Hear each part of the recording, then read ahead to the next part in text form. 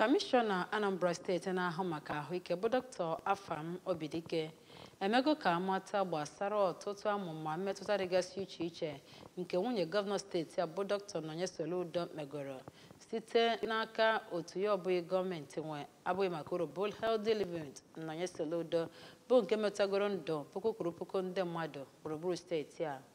Onye ụlọ mbụ Amaka Onwuzulike kọrọ anyị akụkọ a n'ozuzu oke. N'okwu ya ka Dọkịta Obidike kọwara na nwunye aka na-achị steeti a bụ mbọ ọ gbara n'akụkụ dị iche iche mere ka enye ya onyinye nkwanye ùgwù n'ebe dị iche iche.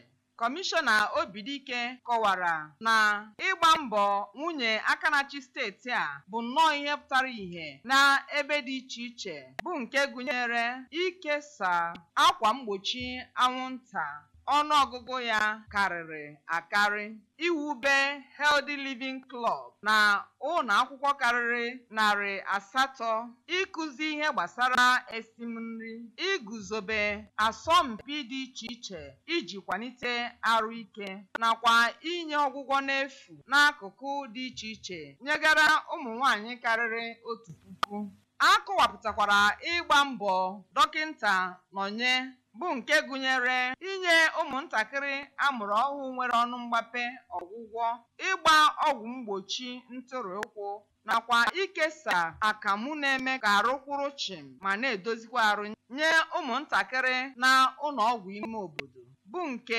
enwere ọgbụgba ama na ọtụtụ ndị si na ya nweta ọgwụgwọ.